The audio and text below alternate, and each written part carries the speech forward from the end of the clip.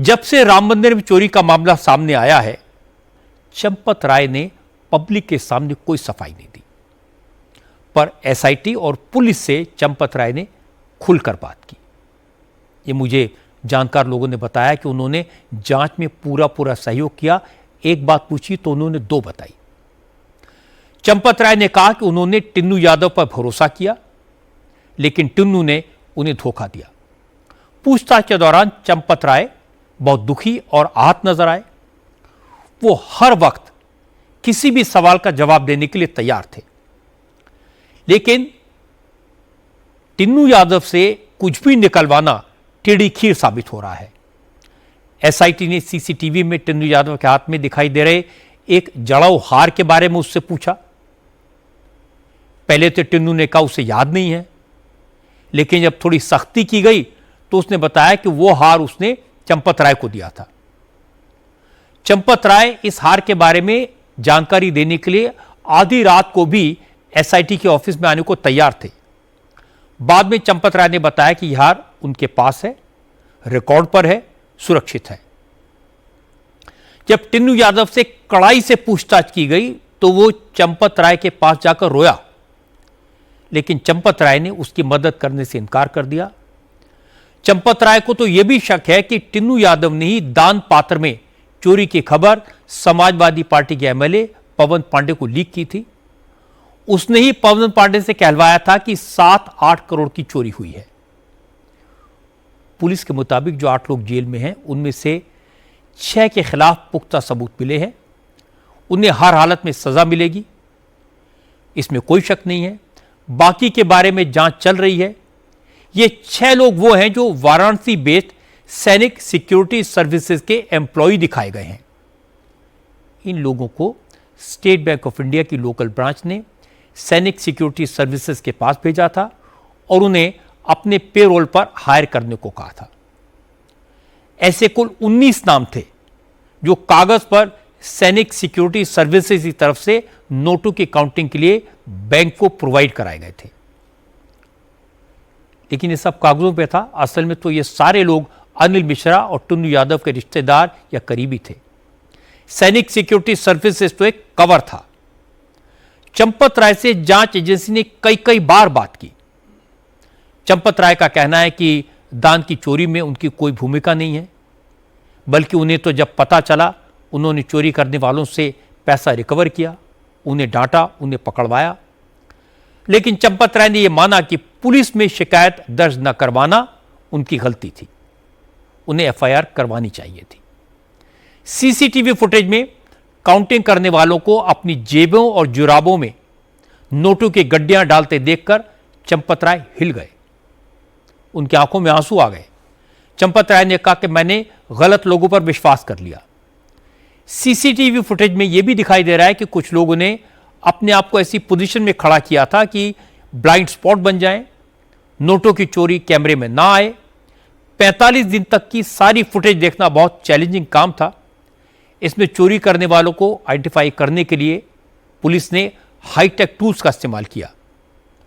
चंपत राय ने माना कि दान पात्र से कलेक्शन करना, उसे टिन के ट्रंक्स में ट्रांसफर करना, इन संदूकों को कार्ड के जरिए काउंटिंग हॉल तक लाना, नोटों की सॉर्टिंग करना, गिनती करना, पैकिंग करना, सीलिंग करना और बैंक में डिपॉजिट कराने का सारा काम विश्वास के आधार पर हो रहा था।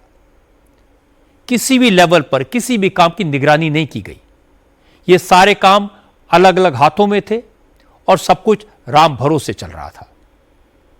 चोरी का सारा काम काउंटिंग और पैकिंग के टाइम पर हुआ, इस बात के भी सबूत हैं। जांच करने वालों को चंपत राय की बातों पर यकीन हुआ, पर अनिल मिश्रा से बात निकलवाना मुश्किल था। काउंटिंग हॉल में नियमों का पालन करवाना सुभाष श्रीवास्तव की जिम्मेदारी थी। वहां ऑफिस के बाहर बोर्ड लगा है जिस पर लिखा है कि काउंटिंग हॉल में खाना ले जाना मना है। जब सुभाष श्रीवास्तव से पूछा गया कि खाना अलाउड नहीं है तो समोसे और कचौड़ियां क्यों लाने दिया गया, तो उसने कहा कि वो खाना नहीं है, नाश्ता है। यह सुनकर पुलिस को गुस्सा तो बहुत आया था। सीसीटीवी फुटेज से पुलिस को शक है कि सुभाष श्रीवास्तव इस चोरी के मामले में अहम किरदार है। उसने ही फ्रिस्किंग रुकवाई। सीसीटीवी फुटेज में एक जगह तो श्रीवास्तव की मौजूदगी में लोग नोटों की गड्डियां जेबों में भरते हुए दिखाई दे रहे हैं और वो दूसरी तरफ मुंह करके बैठा है, यानी चोरी होती रही और वो मुंह फेर कर बैठा रहा।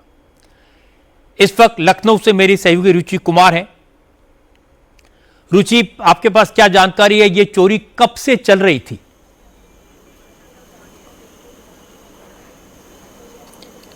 जो एसआईटी की जांच अभी तक रजत जी हुई है या जो अयोध्या पुलिस ने जांच की है उसमें सोर्स हमें बता रहे हैं कि ये चोरी बहुत पहले से चल रही थी। पुलिस और एसआईटी दोनों का ये कहना है कि ये सिर्फ चोरी 45 दिनों की नहीं है जो सीसीटीवी में दिखाई दे रहा है, ये पहले से चल रहा था।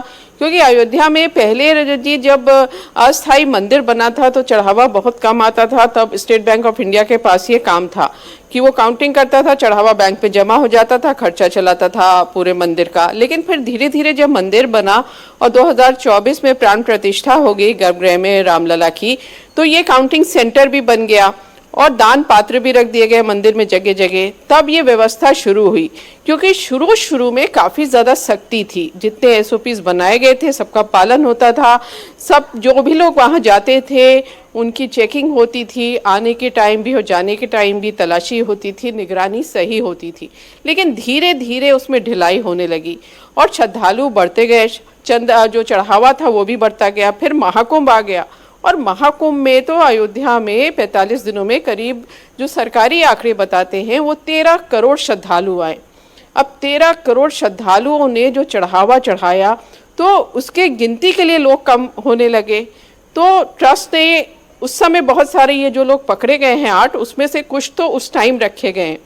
तो अब टिन्नू यादव ने अपने भतीजे को रखवा दिया, उसके बाद लवकुश अनुकल्प मिश्रा आए, उन्होंने अपनी जो बहन के हस्बैंड थे उनको रखवा दिया, अनिल मिश्रा ने किसी को रखवा दिया। तो इस तरह से वहाँ जो सिस्टम था वो सब गड़बड़ हो गया, किसी ने निगरानी नहीं की और लगातार चोरी होती गई और बढ़ती गई। पहले लोग कह रहे थे कि 100 रुपये में 10 रुपये ले जाते थे, फिर उसको 20 किया, फिर 30 किया, फिर 40 किया और वो बहुत ज़्यादा बढ़ गया। अब पुलिस को ये शक इसलिए भी हो रहा है कि क्योंकि जो बैंक अकाउंट्स इन लोग के देखे गए हैं उसमें बहुत सारा पैसा पहले का भी दिख रहा है, जिसका पुलिस को ये नहीं समझ में आ रहा है कि इन लोग के पास, क्योंकि इनकी इतनी आमदनी नहीं थी, ये पैसा आया तो आया कहाँ से, कितना पैसा रुचि मिला होगा इनके बैंक अकाउंट में? तो बहुत सारे मन में बैंक अकाउंट्स में कितना पैसा होगा इनके? बहुत स्पेसिफिक ऐसे कुछ के में तो बैंक अकाउंट में पैसा है, लेकिन क्योंकि करीब 7 बैंक्स में इन लोग के अकाउंट्स हैं, सबके अलग अलग आप देखेंगे अलग अलग बैंक्स में हैं। और कुछ के जैसे टिन्नू यादव है उसका 1 से ज़्यादा बैंक में अकाउंट है। तो सारे स्टेटमेंट निकाले जा रहे हैं, कब पैसा जमा हुआ, कब कितना निकला। तो थोड़ा सा टाइम पुलिस कह रही है कि इसमें लगेगा कि सच में वाकई में कितना पैसा है और क्या इन्होंने अपनी आमदनी से वो पैसा बैंक में जमा किया है।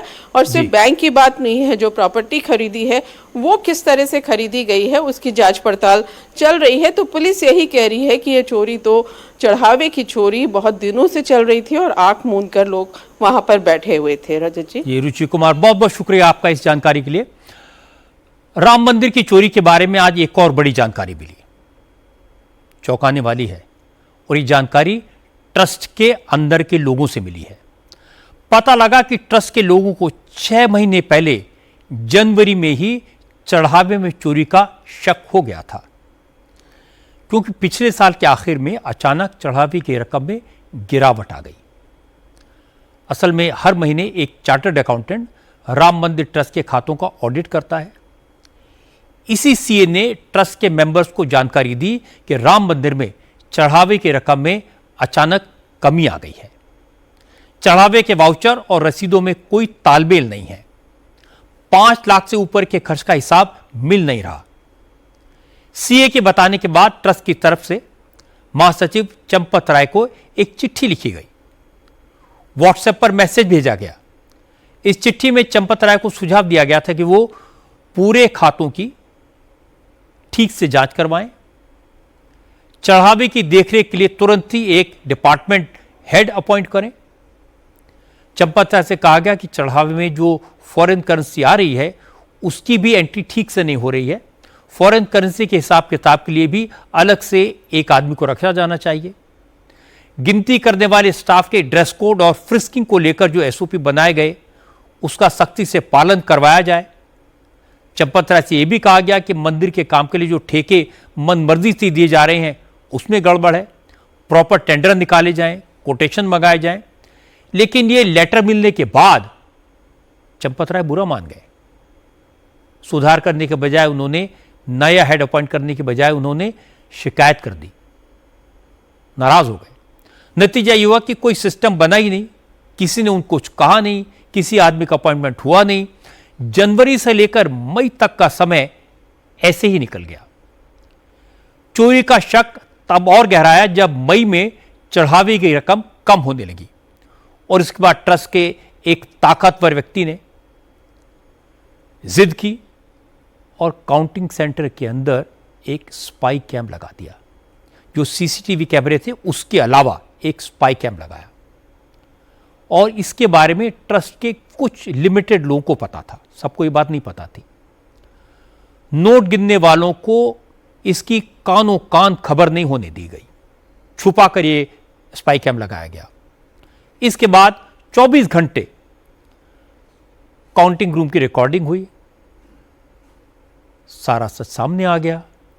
काउंटिंग के वक्त लोग जेबों में नोट भरते दिखाई दिए, जूते की जुराबों में नोट की गड्डियां घुसाते हुए दिखाई दिए।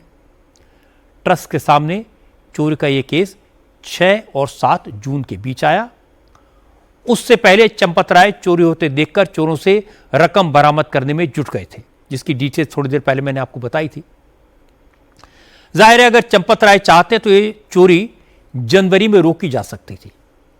अगर वो जिद पर ना अड़ते तो ये लूट रोकी जा सकती थी।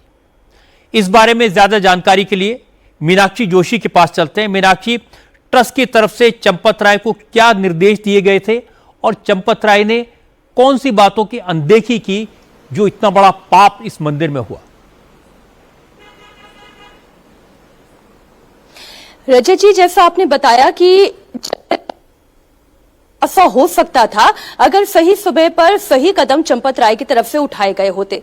हमारे पास ये पुख्ता जानकारी है कि चंपत राय को ट्रस्ट के ही सदस्यों की ओर से ये कहा गया जनवरी के महीने में, यानी कि जनवरी 2026 में ही, कि अनियमितताएं हो रही हैं, प्रोटोकॉल का पालन नहीं किया जा रहा है, गलती पर गलती हो रही है, इसे सुधार करने की जरूरत है। लेकिन तब चंपत राय ने इस बात को नजरअंदाज कर दिया। कुछ महीने और बीत गए। अप्रैल के शुरुआती हफ्ते में अनियमितताओं के बाद संघ के शीर्ष और सरकार के भी शीर्ष पदों पर बैठे हुए व्यक्तियों तक ये बात पहुंच चुकी थी। अब ट्रस्ट ये चाहता था कि दूध का दूध पानी का पानी हो, जो भी चढ़ावा में चोरी कर रहे हैं उनका खुलासा हो, उनके नाम उजागर हो।